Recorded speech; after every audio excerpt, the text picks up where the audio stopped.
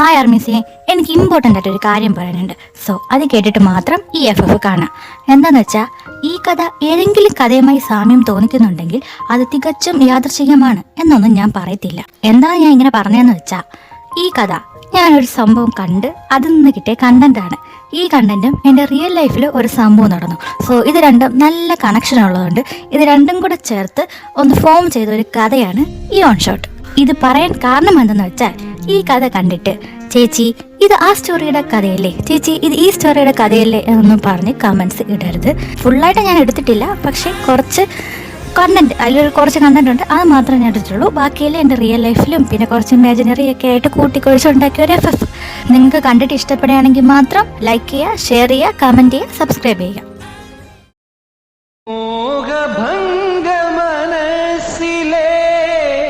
ശാപപങ്കില നടകളിൽ തൊഴുതു നിന്നു പ്രദോഷമായി അകലുമാത്മമനോഹരി നീ എൻ്റെ പ്രാണനിൽ. ഞാൻ അപ്പോഴേ പറഞ്ഞതാ ഇതൊന്നും വേണ്ടാന്ന്. 8 നിലയിലും പൊട്ടിട്ട് വന്ന് നിൽക്കുന്ന കണ്ടില്ലേ? നാണമില്ലേ ഹരിയേട്ടാ നിങ്ങൾക്ക് ഇങ്ങനെ വന്നിരിക്കാൻ?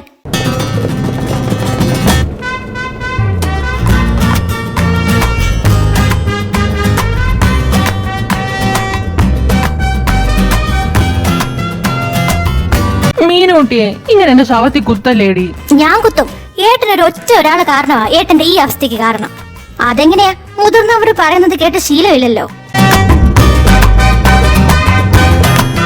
അതിനെ മാത്രം ഞാൻ എന്ത് ചെയ്തെന്നാ നീ പറയുന്നത് എന്റെ മീനൂട്ടിയെ? എന്ത് ചെയ്തെന്നോ? ദേ എന്നെ കൊണ്ടൊന്നും പറയിപ്പിക്കരുത്. മര്യാദയ്ക്ക് ആ ദേവേട്ടന്റെ കടയിൽ അടങ്ങി ഒതുങ്ങി ഇരുന്നതാ, എന്നിട്ട് വാശി തീർക്കാനെന്നും പറഞ്ഞു പോയതാ. എന്നിട്ടിപ്പ എന്തായി? എന്റെ പൊന്നു മീനാക്ഷിയെ, എനിക്ക് എപ്പോഴും എന്റെ ദേവേട്ടന്റെ പിറകെ ഇങ്ങനെ നടന്നാ മതിയോ? എനിക്കൊന്നൊരു ഇൻഡിവിജ്വാലിറ്റി വേണ്ടേടി. ഓ, ഒരു ഇൻഡിവിജ്വാലിറ്റി. എന്നിട്ട് ഇൻഡിവിജ്വാലിറ്റി ഉണ്ടാക്കാൻ പോയിട്ട് എന്തായി? 8 നിലയിലും പൊട്ടിട്ട് വന്നിരിക്കുകയല്ലേ? അത് പിന്നെ എപ്പോഴും എല്ലാവർക്കും എല്ലാം കിട്ടണമെന്നൊന്നുമില്ലല്ലോ. ആ, കിട്ടില്ല. പക്ഷേ പഠിക്കാൻ വിട്ട സമയത്ത് നന്നായി പഠിച്ചിരുന്നെങ്കിൽ ഇപ്പൊ എന്തെങ്കിലും കിട്ടിപ്പോയേനെ.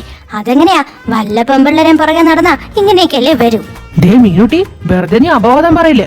ഞാൻ നിന്റെ പുറകെ അല്ലാണ്ട് വേറെ ഒരുത്തര പുറകെ ഞാൻ നടന്നിട്ടില്ല. അത് എന്റെ മനുഷ്യ ഞാനും പറഞ്ഞത്.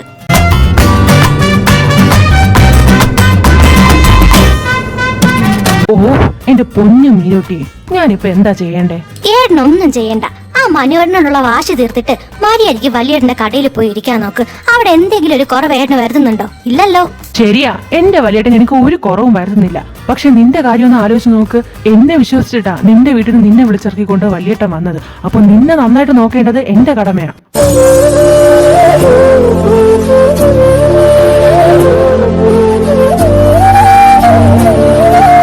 എന്റെ പൊന്നു ഹരിയേട്ടാ, എനിക്ക് ഈ വീട്ടിൽ എന്തെങ്കിലും കുറവുണ്ടെന്ന് ഞാൻ പറഞ്ഞിട്ടുണ്ടോ ഇതുവരെ?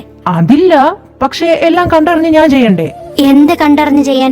എന്റെ വീട്ടിലെക്കാളും സ്വാതന്ത്ര്യം എനിക്ക് ഈ വീട്ടിലുണ്ട്. അമ്മയെ പോലെ അല്ല, അമ്മ തന്നെ വേണമെങ്കിൽ പറയാം. അങ്ങനെ സ്നേഹിക്കുന്ന ഒരു ഏട്ടത്തി. അച്ഛന്റെ കടമ അച്ഛന് മാത്രമല്ല, അതൊരു ഏട്ടനും ചെയ്യാൻ പറ്റുമെന്ന് കാണിച്ചു തരുന്ന എന്റെ വലിയേട്ടൻ. അതിലുപരി സന്തോഷവും സമാധാനവും നിറഞ്ഞ ഒരു വീട്. ഇതിൽ പരം എന്ത് സുഖാ എനിക്ക് വേണ്ടത്? പറ ഹരിയേട്ടൻ, പറ.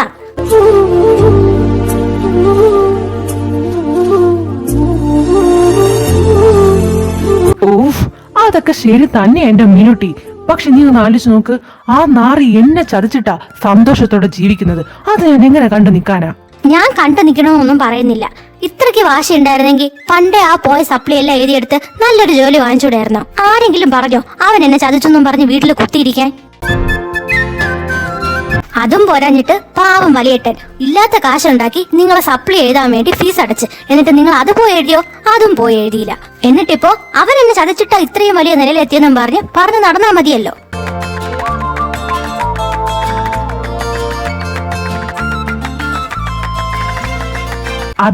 അന്ന് ഞാൻ ഭയങ്കര ഡിപ്രഷനിലായിരുന്നു. അതാ ഞാൻ എഴുതാൻ പോവാത്തെ. ഡിപ്രഷൻ? അതും ഹരിയേട്ടന്? ഓ, വലിയ ഡിപ്രഷൻ തന്നെ.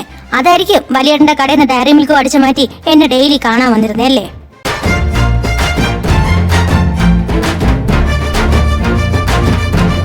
അത് പിന്നെ എന്റെ പൊന്ന് ഹരിയേട്ടാ, ഞാൻ ഹരിയേട്ടനോട് ഒരു കാര്യം ഞാൻ ആവശ്യപ്പെടുന്നുള്ളൂ. ആ മനോഹരനോടുള്ള വാശി അതങ്ങ് മാറ്റി വെച്ചേക്ക്. അവരെന്താന്ന് വെച്ചാ ചെയ്യട്ടെ. അവരായി അവരുടെ പാടായി. ദേ നോക്കിയേ, കണ്ണനും ഉണ്ണിക്കുട്ടനൊക്കെ വളർന്നു വരിക. നിങ്ങൾ ഈ വാശി കാണിച്ചുകൊണ്ടിരുന്ന അവരും ഇത് കണ്ടാ പഠിക്കുക. അത് മാത്രമല്ല, നമ്മളെ ഒരുപാട് സ്നേഹിക്കുന്ന വലിയേട്ടനും ഏട്ടത്തിയും ഏട്ടൻ ഇതുപോലെ വിഷമിച്ചിരിക്കുന്നത് കണ്ട അവർക്ക് എന്തുമാത്രം വിഷമാവും. ഇതൊന്നും ആലോചിച്ചിട്ടുണ്ടോ?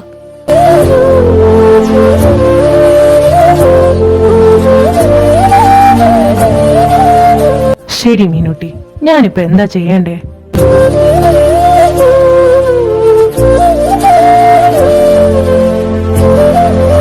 എന്തായാലും ഏട്ട ഇന്റർവ്യൂവിന് പോയതല്ലേ, അത് കിട്ടോ ഇല്ലേന്നൊന്നും നമുക്കറിയില്ലല്ലോ. ചിലപ്പോ കിട്ടിയാലോ, ചിലപ്പോ കിട്ടാതെ ഇരിക്കാം.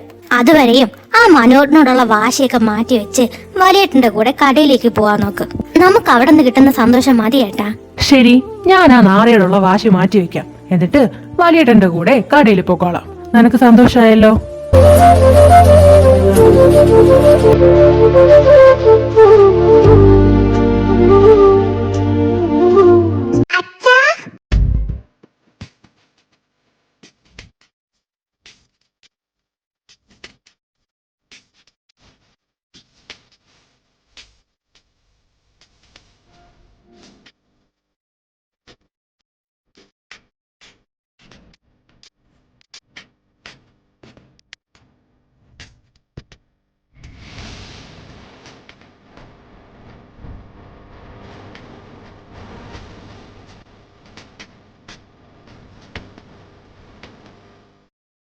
ആ, ഇതാര്? അച്ഛന്റെ ഉണ്ണിക്കുട്ടനോ?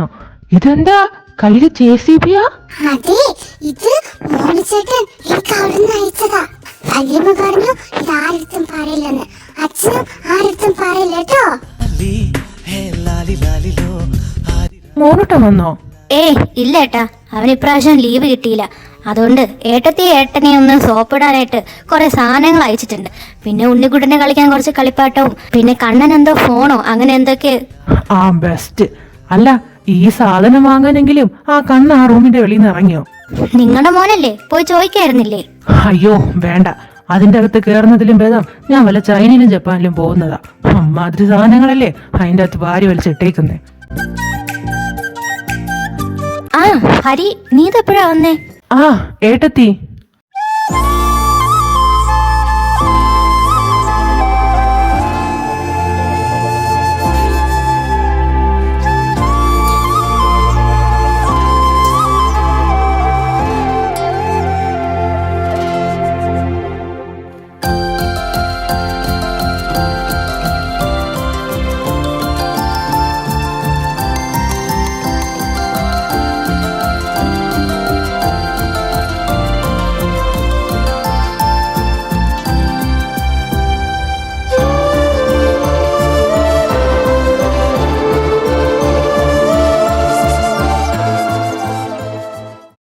ആ ഞാൻ വന്നിട്ട് കുറച്ചു നേരമായി.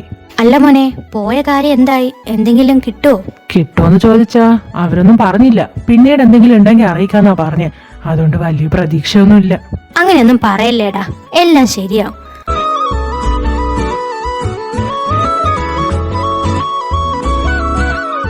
ആ പിന്നെ ദേവേട്ടൻ കടയിലോട്ട് ചെല്ലാൻ പറഞ്ഞിട്ടുണ്ട് നിന്നെ. ആ ശരി ഏട്ടത്തി, ഞാൻ പോയിട്ട് വരാം. മീനു, ഞാൻ പോയിട്ട് വരാവേ. ഉണ്ണിക്കിട്ടാ, മോൻ ഇവിടെ ഇരുന്ന് JCB കളിച്ചോ കേട്ടോ. അച്ഛൻ പോയിട്ട് പെട്ടെന്ന് വരാം.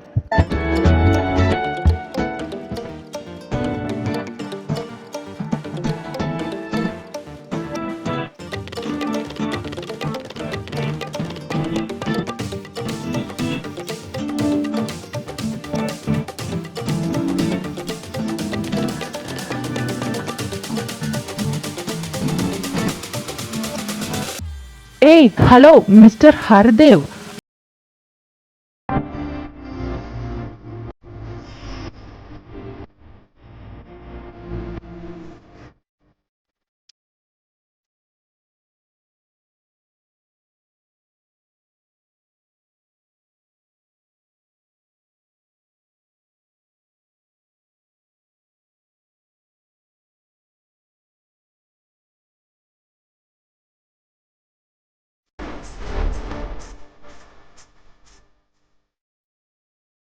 ഓ നാറി, ആരെക്കാണല്ലെന്ന് വിചാരിച്ചോ അവൻ തന്നെ വന്ന് നിൽക്കുക മുന്നിൽ.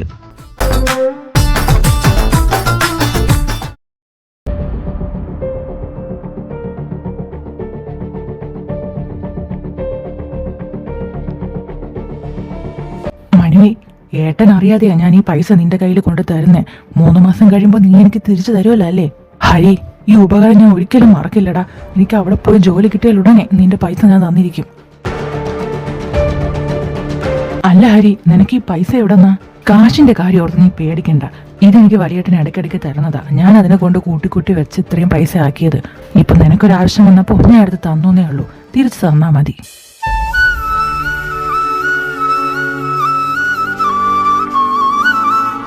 ഒരുപാട് നന്ദിയുണ്ട് ഹരി. ഈ ഉപകാരം ഞാൻ ഒരിക്കലും മറക്കില്ല.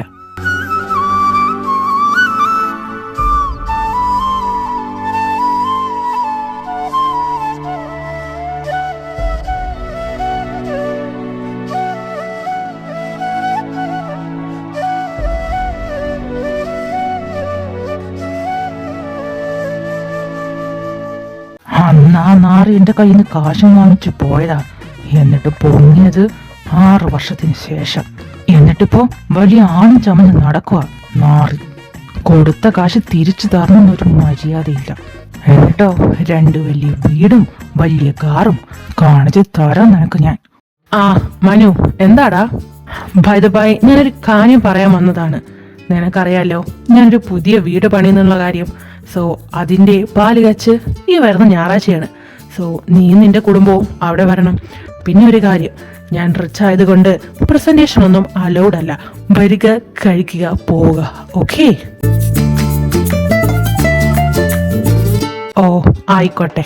പിന്നെ ഇത് നിന്റെ വീട്ടിൽ വന്ന് വിളിക്കാനിരുന്നതാ. പക്ഷെ എന്ത് ചെയ്യാനാ, നിന്റെ വീട് ഭയങ്കര ഹോട്ടല്ലേ.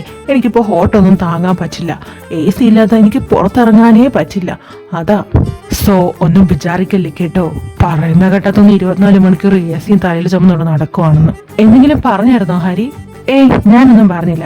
പിന്നെ അതെ, ഞാൻ അത്യാവശ്യമായിട്ട് ഒരു സ്ഥലം വരെ പൊക്കോണ്ടിരിക്കുക. എന്നാ പിന്നെ ശരി, ഞാൻ അങ്ങോട്ട് പോട്ടെ, വൈകും. ആ ഓക്കെ ഹരി, പിന്നെ മറക്കല്ലേ കേട്ടോ, വന്നേക്കണേ അവിടെ. ഓ പിന്നെ നിന്റെ ഉണക്ക ബിരിയാണി തിന്നാൻ ഞാൻ വരാം. നോക്കിയിരുന്നോ? കരിഞ്ഞ് വേണ്ടല്ലേ? ബിരിയാണി അല്ലേ, പൈസ ചെലവില്ലാതെ കിട്ടുമല്ലോ. നോക്കിക്കോടാ, ഞാൻ ഒന്ന് നിന്നെ തിന്നു മുടിപ്പിക്കും.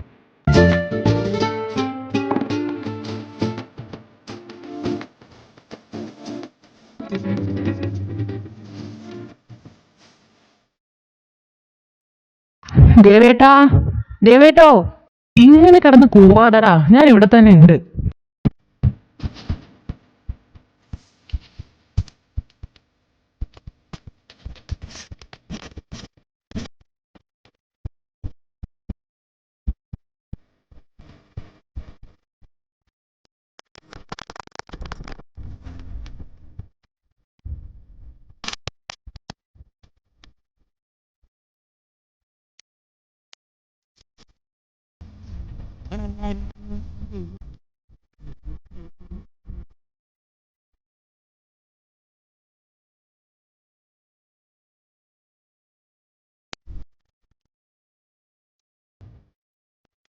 എന്റെ പൊന്ന ദേവേട്ടാ, ഞാൻ എത്ര പ്രാവശ്യം പറഞ്ഞിട്ടുണ്ട് കട എങ്ങനെ തുറന്നിട്ട് പുറത്തോട്ടൊന്നും പോവരുതെന്ന്.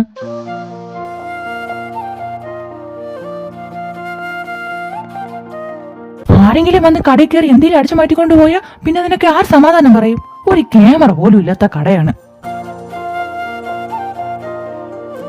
മോനെ ഹരി, ഈ കടയിൽ കയറി സാധനം അടിച്ചു മാറ്റാൻ നീ അല്ലാണ്ട് വേറെ ആരും വരത്തില്ല. ഷോ, എന്നെ ഇങ്ങനെ പുകഴ്ത്തല്ലേ ദേവേട്ട. അല്ല, ഇതിപ്പോ എവിടെ പോയതാ? ഓ, അത് വരണ വഴിക്ക് നമ്മുടെ ദിവാകരൻ ചേട്ടനെ ഒന്ന് കണ്ടായിരുന്നു. പുള്ളീനെ കണ്ട് കുറച്ച് സംസാരിച്ച് നിന്നതാടാ. സമയം പോയതങ്ങ് അറിഞ്ഞില്ല. അല്ല, പോയ കാര്യം എന്തായി? എന്തെങ്കിലും പ്രതീക്ഷയുണ്ടോ? ഓ, ഒന്നും പ്രതീക്ഷിക്കണ്ട ഏട്ടാ, അത് കിട്ടുമെന്നൊന്നും തോന്നുന്നില്ല.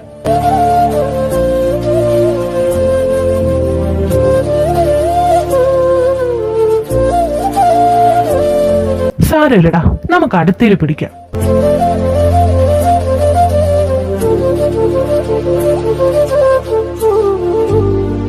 പിന്നല്ലാതെ ഈ ഹരിയോടാ കളി. എന്നാ പിന്നെ നീ വന്നതല്ലേ, നമുക്കൊരു ചായ കുടിക്കാൻ പോയാലോ? ഓ, അതിനെന്താ, കമോൺ.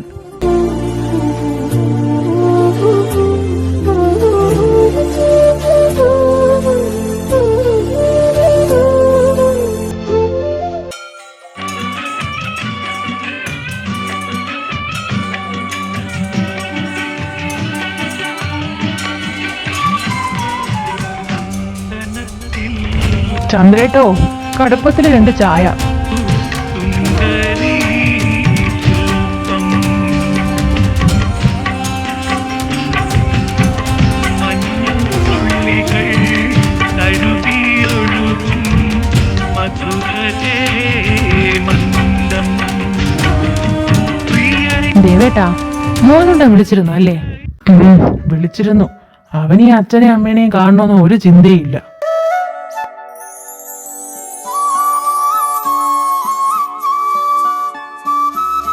അങ്ങനെ പറയല്ലേ, അവന് ലീവ് കിട്ടാത്തോണ്ടല്ലേ. അവൻ വന്നോളും.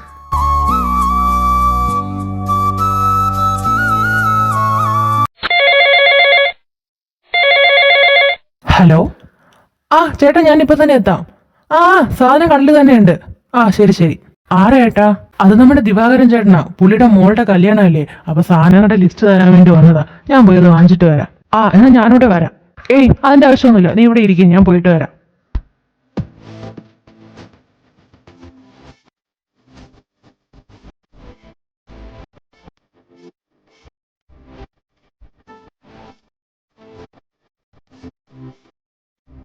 നിങ്ങൾ വല്ലതും അറിഞ്ഞോ? ആ ചന്ദ്രയുടെ ഭർത്താവ് ഭാസ്കരൻ തെങ്ങീന്ന് വീണൂന്ന്. ഭാസ്കരൻ തെങ്ങീന്ന് വീണോന്നോ? അത് കൊള്ളാലോ. പിന്നെ നാട്ടുകാരുടെ ഒരു പറച്ചിലുണ്ട്, നമ്മുടെ ഭാസ്കരനെ തെക്കേടത്തെ രമണിയായിട്ട് എന്തോ ഒരു ഇത്. അതറിഞ്ഞ് ആ രമണിയുടെ ഭർത്താവില്ലേ, അവനെന്തോ കൂടോത്രം ചെയ്ത് വെച്ചു എന്നൊക്കെയാ കേൾക്കുന്നേ.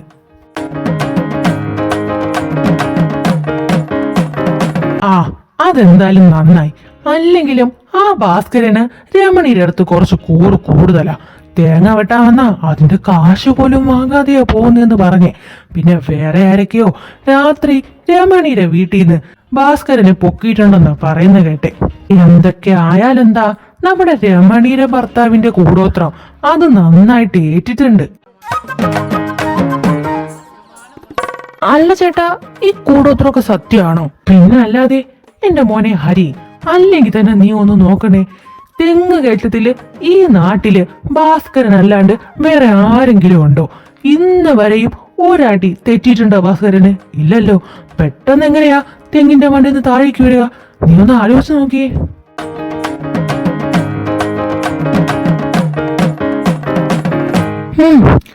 അത് ശരിയാ, തെങ്ങ് കയറ്റത്തില് ഭാസ്കരൻ ചേട്ടൻ അൾട്രാ പ്രോ മാക്സാ.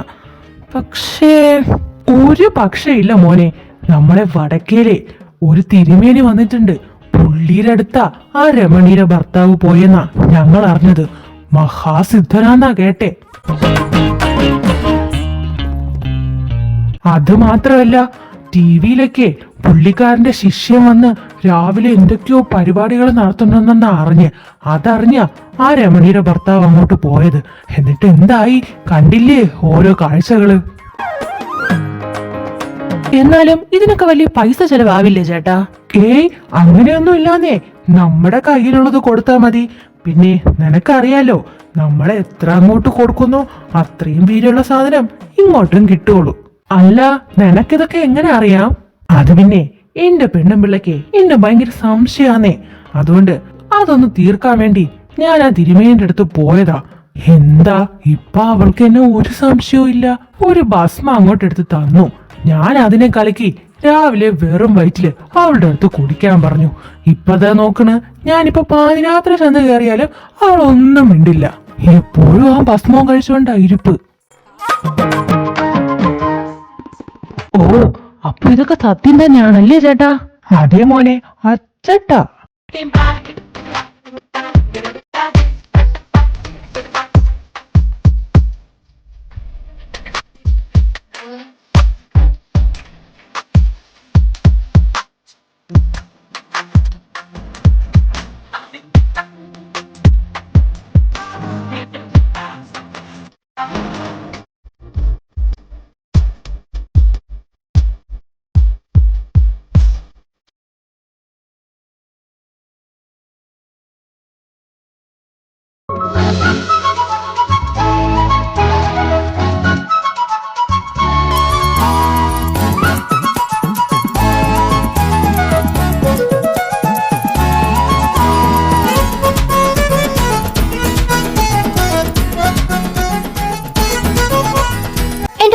ഹരിയേട്ടാ ഈ കൊച്ചുളുപ്പാങ്കാലത്ത് നിങ്ങൾ ഇത് എവിടെ പോവാ?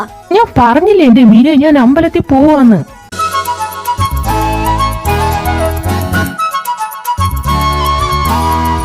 ഏതമ്പലത്തിലാ ഹരി പോകുന്നേ? ആ ഏട്ടാ, നമ്മുടെ കുടുംബക്ഷേത്രത്തിലാ. നീ പോണെങ്കി അവളെയും കൂടെ കൊണ്ടുവെക്കോ? അത് പിന്നെ ഏട്ടാ, ഇവളിനി കുളിച്ച് വരുമ്പോഴത്തേക്കും സമയം എടുക്കുമെന്നേ. ഞാൻ അപ്പോഴത്തേനും പോയിട്ട് വരും. ആ എന്നാ പിന്നെ ശരി, നീ പോയിട്ട് വാ.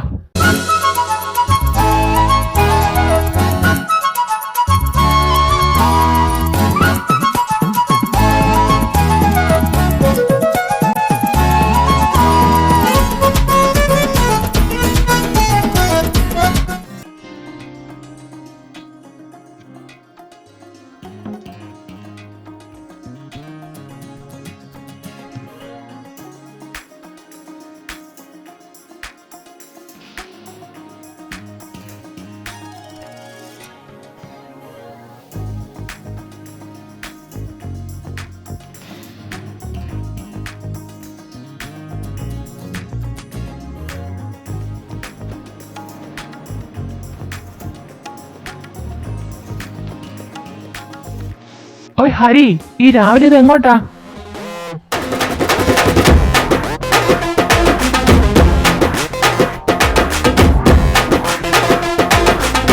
ആ ഞാൻ അമ്പലത്തിലോട്ടാ. എന്താ, എന്തെങ്കിലും വിശേഷമുണ്ടോ? ഏയ് പ്രത്യേകിച്ച് വിശേഷമൊന്നുമില്ല. ഒരു ശത്രു സംഹാര പൂജ ചെയ്യാനുണ്ട്, അതിന് പോവാ. ആ അതൊരു നല്ല തീരുമാനം. നമ്മുടെ ശത്രുക്കളെല്ലാം നമ്മൾ അടിച്ചമർത്തണം, ഇല്ലെങ്കിൽ അത് നമുക്ക് ദോഷമായിട്ടേ വരുള്ളൂ. ആ ശരിയാ, അടിച്ചമർത്താം.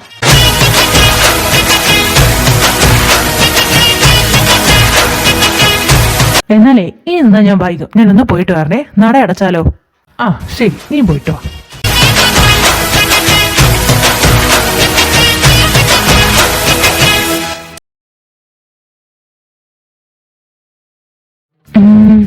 ആ ചേട്ടൻ പറഞ്ഞത് വെച്ചിട്ട് ഇതാവാനാണ് ചാൻസ് കൂടുതൽ. ഇതിപ്പോ ആരുടെ അടുത്താണ് ചോദിക്കുക? അതെ,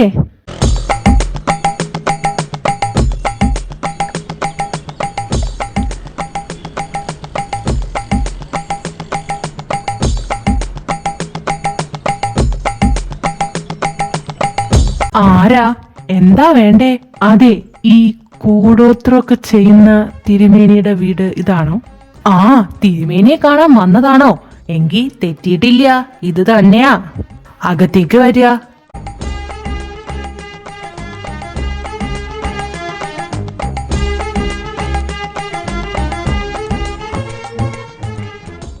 അല്ല തിരുമേനി, അങ്ങ് നോമ ഇവിടുത്തെ വലിയ തിരുമേനിയുടെ ശിഷ്യനാ. നോമിന്റെ പേര് പൂരിട്ടാതി ഉത്രട്ടാതി മൂലം തിരുനാൾ. അല്ല താങ്കൾ എവിടെന്നാ വരണേ? ഞാൻ കുറച്ച് തെക്കുന്ന. എന്റെ പേര് ഹരിദേവ്. ഇവിടത്തെ തിരുമേനിയുടെ പേരൊന്ന് അറിഞ്ഞാൽ കൊള്ളാന്നുണ്ട്. ഹൈ, ഇവിടത്തെ തിരുമേനിയുടെ പേര് അറിയില്ല?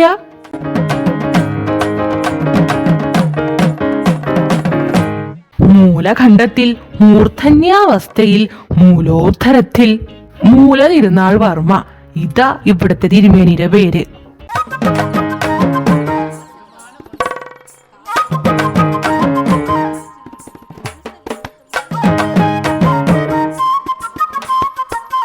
അതെ, തിരുമേനിയെ നമുക്കിപ്പോ ഒന്ന് കാണാൻ പറ്റുമോ? ഓ അതിനെന്താ, നമ്മുടെ തിരുമേനി ഇപ്പോ ആസനത്തിലാ.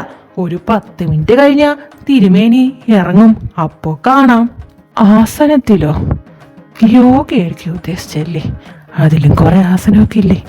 ആ എന്തേലും ആവട്ടെ. അതെ, തിരുമേനി അകത്തേക്ക് വിളിക്കുന്നു, ഇങ്ങോട്ട് വരിക. ഓ ദേ വരണോ.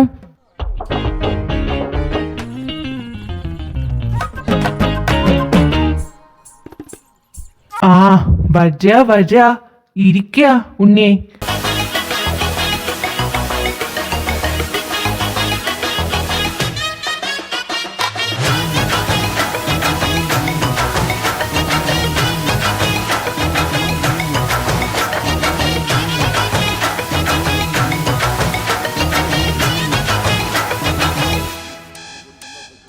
നമസ്കാരം തിരുമേനി. എന്താ പ്രശ്നം? എന്റെ പൊന്നു തിരുമേനി, എന്റെ വീടിന് ചുറ്റും ശത്രുക്കളാ.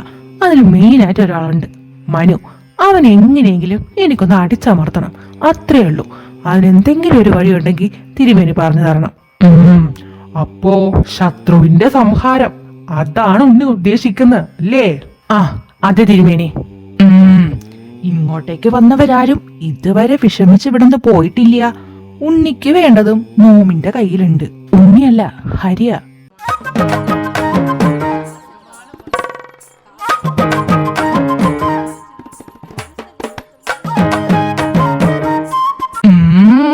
താനൊരു കോമഡി പീസ് തന്നെ ഇല്ലടോ ശിഷ്യ. അല്ല തിരുമേനി, എന്തെങ്കിലും പരിഹാരം? ധൃതി കൂട്ടണ്ട ഉണ്ണി. ഹരിയേ, അതിലൊരു എടുപ്പില്ലല്ലോ. തൽക്കാലം ഉണ്ണി വിളി അങ്ങ് ക്യാൻസൽ ചെയ്യാം. എന്താ തിരുമേനി? ആ, നമ്മളെവിടെയാ പറഞ്ഞു നിർത്തിയേ? അല്ല, എന്തെങ്കിലും പരിഹാരം? ആ, പരിഹാരം ഉണ്ട്. പക്ഷേ ഇവിടത്തെ ചിട്ടവട്ടങ്ങളൊക്കെ തനിക്കറിയാലോ അല്ലേ? കൂടോത്രത്തിന്റെ വീര്യം കൂടണമെങ്കിൽ അതിനൊത്ത് കാശ് മുടക്കേണ്ടി വരും. അതൊക്കെ അറിയാലോ അല്ലേ ഉണ്ണിക്ക്, അല്ല ഹരിക്ക്? അതറിയാൻ തിരുമേനി. കാശ് അതെനിക്കൊരു വിഷയമല്ല. പക്ഷെ മനു, അവൻ എങ്ങനെയെങ്കിലും ഒന്ന് അടിച്ചമർത്തണം. ശിഷ്യ, ഉവ്വ് തിരുമേനി. ഇങ്ങനെ നോക്കിക്കൊണ്ടിരിക്കാണ്ട് പോയി എന്റെ പലക എടുത്തിട്ട് വരിക. ഉവ്വ് തിരുമേനി.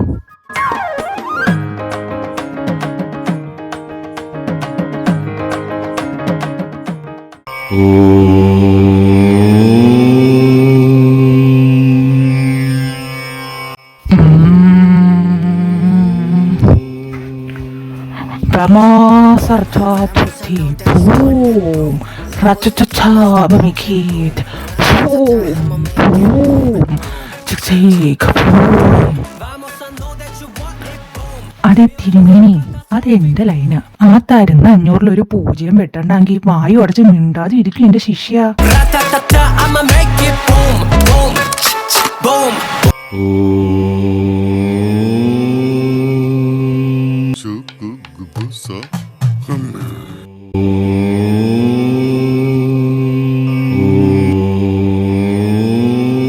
ചിങ്ങമാസം വന്നു ചേർന്നോ നിന്നെ ഞാൻ സ്വന്തമാകും. നാം ഇവിടെ ഒരു സ്ഫോടനം കാണുന്നുണ്ട്. അയ്യോ തിരുമേനി, എന്തെങ്കിലും പ്രശ്നം? ഏയ്, പ്രശ്നമൊന്നുമില്ല. ഇവിടെ എല്ലാം സെറ്റല്ലേ? എന്താന്ന്? ഒരു പ്രശ്നവും ഇല്ലാന്നു. അല്ല, താൻ മഹാലക്ഷ്മിയെ കൊണ്ടുവന്നിട്ടുണ്ടോ? മഹാലക്ഷ്മിയോ? അയ്യോ തിരുമേനി, എനിക്കതാണെന്ന് അറിഞ്ഞൂടാ. ആകപ്പാടെ എന്റെ പേര് മീനാക്ഷി എനിക്കറിയാവൂ. ഓ പൊട്ടാൻ, അതല്ല എന്റെ ഹരിയെ. മഹാലക്ഷ്മി. ആ അത് ഇതാ തിരുമേനി. ഓ, ഒരാഴ്ചത്തേക്കുള്ളതായി. തിരുമേനി, ആ ധനം എന്റെ കയ്യിൽ തന്നാൽ ഞാൻ അറയ്ക്കുള്ളിൽ കൊണ്ടുവയ്ക്കാം.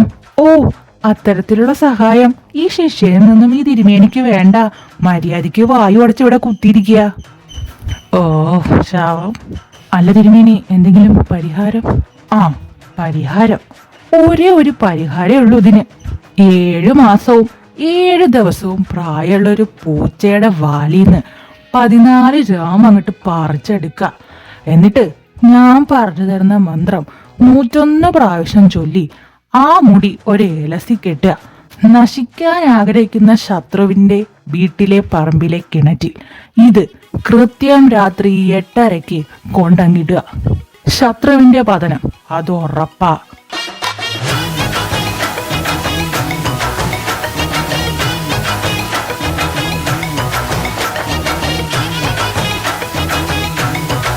അല്ല തിരുമേനി, ഈ 7 മാസവും 7 ദിവസവും തികഞ്ഞ പൂച്ച തന്നെ വേണമെന്നുണ്ടോ? ഓ എന്റെ പൊന്നി ഹരിയെ, ഞാൻ നിനക്ക് പറഞ്ഞു തന്നില്ലേ? എന്നെ കൊണ്ടിങ്ങനെ വീണ്ടും വീണ്ടും പറയിപ്പിക്കില്ലേ? ഞാൻ കണക്കൊക്കെ അങ്ങ് മറന്നു പോവും. എടോ ഹരി, തനിക്ക് ആ മനുവിനെ ഒന്ന് താറം പറ്റിക്കണം, അത്രയല്ലേ ഉള്ളൂ. എങ്കിൽ ഞാൻ പറഞ്ഞ കണക്കല്ല അതുപോലെ അങ്ങ് കേൾക്കണം. പിന്നെ അറിയാലോ, ഇത് ലൈഫ് ലോങ് ഉപകരിക്കപ്പെടും. പിന്നെ പറയേണ്ട മന്ത്രം അത് നമ്മുടെ ശിഷ്യൻ ഒരു കുറിപ്പിൽ എഴുതി തരും. അതങ്ങോട്ട് പറയുക. ഇതെല്ലാം കൃത്യമായിട്ട് അങ്ങ് പറഞ്ഞ ആളുടെ പതനം അത് ഉറപ്പ്.